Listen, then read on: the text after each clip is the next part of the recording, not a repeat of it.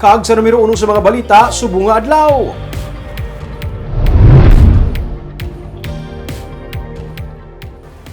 Tatlo ang patay, isa ang pilasod sa natabo nga pag-ambush sa kahapon nga adlaw sa San Carlos City. Suro sa PNP, posible nga wala sa salakyan ang target kapatson sa mga sospek. May report si Marcian Muyko. Sa video nga ginpadala sa Digikas Negros, makita nga ginpaulanan sang balang ini nga auto sa barangay Palampas sa San Carlos City Domingo sang aga. Gani na tublag ang mga residente sang makita ang salakyan nga puno sang mga igo sang bala matapos ang sunod-sunod nga paglinupok nga ila sini nga nabatian. Sakay sang salakyan ang apat ka mga persona nga lunsay may mga igo sang bala. Ang isa ginasugilanon pa sang mga residente.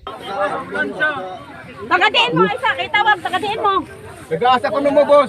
Sanuan, boss. Sanuan. Ang apelido. Asa mo pato, boss? Magulang. Awa. Tulo ginon.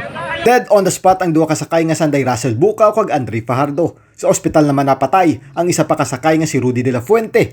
Padayon nga ginabulong ang isa pinilakupod nga si Renan Tichu nga nag-agom sang duha ka gunshot wounds. Malapit 60 tanan ka mga balang na recover sang soko sa crime scene. Suno sa investigador nga si Staff Sergeant Mark Anthony Pasilan, posible na ulamid lang ang mga biktima kagang tuyo gid sa mga suspetsado amo ang tag-iya sang salakyan nga wala makaupod sang amo nga tion. Isa ka drug personality ang tag-iya sang salakyan suno sa pulis. Sige, ipa-interview ko mga pamilya, sa mga background. Okay. Ang isa driver, sa handler, ang isa patapata lang. Naglabot man kay Governor Eugenio Jose Lacson ang impormasyon nga posible isa ini ka mistaken identity nga kaso. Nagalaom man ang gobernador nga matumod ang mga yara sa likod sini kag matagaan sang hustisya ang kamatayon sa mga biktima. Hindi kaangay sa pagpatay sadto sa provincial consultant nga si Martin Cui nga tubtub karon wala pa sang update. Why get? And I hope that this latest incident will not be the same. No? I hope na may aragid resulta sa ng investigasyon kung sinugid ang mga